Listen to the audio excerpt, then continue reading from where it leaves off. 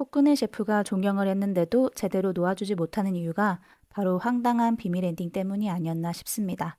지영이 그가 어떻게 오게 됐냐고? 그건 중요하지 않다 하고 끝나는 순간 에? 왜 그게 안 중요한데? 나는 중요하다고!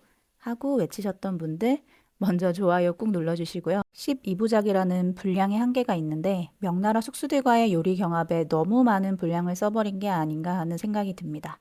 반정 이후에 이 중요한 로맨스 서사를 마지막 회에 무슨 쇼드라마처럼 후다닥 해치워버려서 아주 아쉬움이 컸는데요. 그래서 해피엔딩이지만 약간은 회피엔딩에 가까운 이 마무리 때문에 내용이 궁금하신 분들이 많은 것 같아 원작 소설의 외전 내용을 제가 쇼츠로 간단하게 소개해드렸는데 다들 엄청 궁금하셨던지 반응이 좋아서 오늘은 그 이야기를 조금 더 자세히 해보려고 합니다. 원작 소설과 드라마 내용에서 가장 큰 다른 점은 드라마에선 지영이 이연 대신 칼을 맞았지만 원작에선 이연이 재산대군에게 총을 맞는다는 겁니다.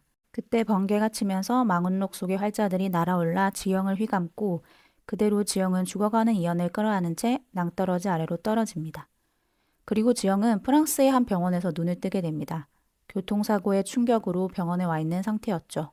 그리고 역사는 완전 달라져 있었습니다.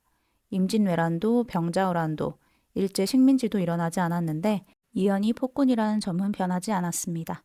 역사책에는 이연이 폐위되어 달아나던 중 북한산 탕춘대에서 추락해 사망했다고 적혀 있었습니다. 그렇게 지영은 현실로 돌아와 나의 왕이라는 의미로 몽루아라는 레스토랑을 차리고 이연에게 진상하던 수라상을 떠올리며 만든 코스 요리로 미슐랭 투스타가 됩니다. 그리고 어느 날 세련된 코트 차림에 양옆으로 말끔히 빗어 넘긴 헤어스타일을 한 남자가 망원록 마지막 장을 들고 지영을 찾아옵니다. 잘 지냈느냐 하는 목소리를 듣는 순간 지영은 온몸이 얼어붙어 아무런 말도 할 수 없었습니다. 이연이 어떻게 현대로 왔고 어떻게 지영 앞에 그런 멀끔한 모습으로 나타날 수 있었는지 그 스토리는 바로 이렇습니다. 낭떠러지에 떨어지면서도 지영이 끝까지 이연을 끌어안고 있어서였는지 이연도 현대에서 눈을 뜨게 됩니다. 북한산 어딘가에 떨어진 이연은 낯선 풍경과 사라진 지영의 어리둥절에 이리저리 헤매다 차에 치이고 마는데요. 그 차는 바로 대한민국 초유의 재벌가의 고명딸 한혜주의 차였습니다. 새로운 사업으로 즉석 조리식품 브랜드 수라상 런칭을 앞둔 한혜주는 이 사고를 조용히 수습하고자 그를 프라이버시가 철저히 보장되는 병원 VIP용 특실로 옮겼습니다. 새 브랜드 런칭에 앞서 이 사건을 기자들이 알기라도 한다면 하이에나처럼 물어뜯을 게 뻔했기 때문이죠. 병원에서 정신을 차린 이연은 간호사에게 쓰레기 같은 음식 말고 제대로 된 수라를 올리지 못하겠느냐며 호통을 치고 난동을 부립니다. 이에 한혜주는 갖고 있던 시제품의 파우치를 뜯은 뒤 병원 그릇에 담아 전자레인지에 넣고 돌려 이연에게 줍니다. 그것은 바로 심혈을 기울여 개발해낸 브랜드 수라상 중에서도 핵심 메뉴, 비장의 궁중요리 용봉탕이었습니다. 3분 만에 조리된 즉석식품 용봉탕을 맛본 이연은 천천히 맛을 음미하더니 숟가락을 탁 내려놓습니다. 이건 가짜다. 자신의 야심작 용봉탕을 가짜라고 하는 이연에게 한혜주는 무슨 말이냐고 물었습니다. 이연은 용봉탕은 닭과 잉어를 함께 끓여낸 탕국인데 닭은 수라에 오르는 오개가 아니고 잉어는 금강유역의 진상품인 종어가 들어가야 하는데 그렇지 않고 찹쌀도 맛이 다소 거칠고 씁쓸하다고 재료 하나하나에 대해서 설명하죠. 이 말을 듣고 놀란 한혜주는 오히려 눈을 반짝이며 이연과 함께라면 이번 프로젝트를 대성공할 수 있겠다고 생각했습니다. 그래서 함께 일을 하자고 제안합니다. 그러자 이연은 대신에 조건이 있다고 말하며 연지영이란 숙주를 찾아달라고 얘기합니다. 한혜주는 이연의 조건을 받아들이기로 하고 먼저 샵에 데려갑니다. 정수리에 틀어져 있던 상투를 잘라내버리고 머리를 다듬는 모습을 보고 처음엔 신체 발부 수지 부모라 하였거늘 하며 살짝 눈빛이 떨렸지만 자신의 얼굴형과 외모에 꼭 맞는 헤어스타일링을 알아보고 결국 이연도 흡족해합니다. 그런 이연의 비주얼을 보고 한혜주는 깜짝 놀랐습니다. 수많은 배우와 모델을 본 연예 기획사 대주주이기도 한 그녀의 눈에도 결코 흔치 않은 미남이었기 때문입니다. 또한 마침 새로 런칭할 브랜드의 모델이 마약 투여 혐의로 시끄러운 상황이라 이연을 새로운 모델로 쓰면 되겠다 생각이 들었습니다. 지영을 찾는 것은 어렵지 않았습니다. 요식업계 관계자 중 그녀를 모르는 사람은 하나도 없을 정도로 혜성처럼 등장해 파인다이닝계에 센세이션을 일으키는 셰프였죠. 그렇게 한혜주는 말끔히 단장한 이연을 지영에게 데려다 주었고 그렇게 지영과 이연은 만나게 되었습니다.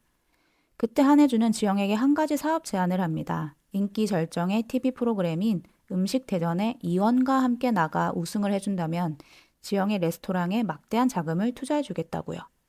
한혜주는 이연을 자사 브랜드 제품 모델로 쓸 건데 아무래도 인지도가 필요하고 한국 최고의 요리쇼에서 우승한다면 확실할 것이라고 얘기했습니다.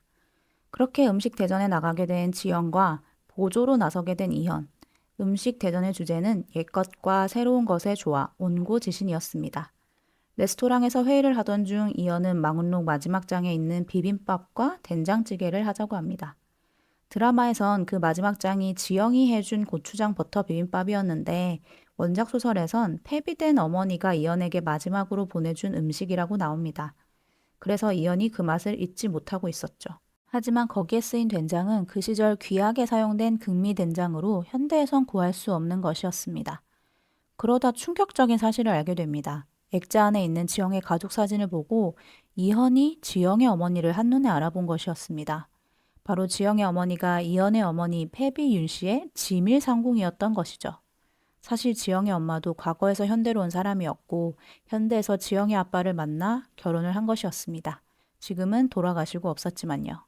그 순간 지영이 눈이 번뜩이며 차에 타 아버지의 별장으로 갑니다. 그리고 땅을 파기 시작했는데 그곳에 커다란 갈색 온기가 있었습니다. 그 안엔 이현이 말했던 극미된장이 있었는데 패비윤 씨의 진미상궁이었던 지영의 엄마가 현대에 살면서 만들어 두었던 된장이 보관되어 있었던 거였죠. 결국 그 된장으로 찌개를 끓이고 비빔밥을 만들어 음식 대전에 나가게 되고 극미된장의 맛에 심사위원들은 그야말로 처음 먹어보는 폭풍 같은 미각의 충격을 겪게 됩니다. 그리고 결국 지연과 이연은 우승을 하게 됩니다. 한혜주는 우승을 축하하며 이연에게 약속대로 자신의 브랜드 수라상의 전속 모델 겸 요리 자문을 해달라고 합니다. 하지만 이연은 그럴 수가 없다고 하며 말을 이어갑니다. 실은 이 여인과 먼저 계약이 되어 있어서 하며 지영의 어깨를 덥석 움켜쥐고 자기 쪽으로 바싹 끌어당깁니다. 순식간에 지영의 얼굴이 홍당무처럼 새빨개집니다. 그렇게 이연은 지영의 레스토랑에서 일하게 됩니다.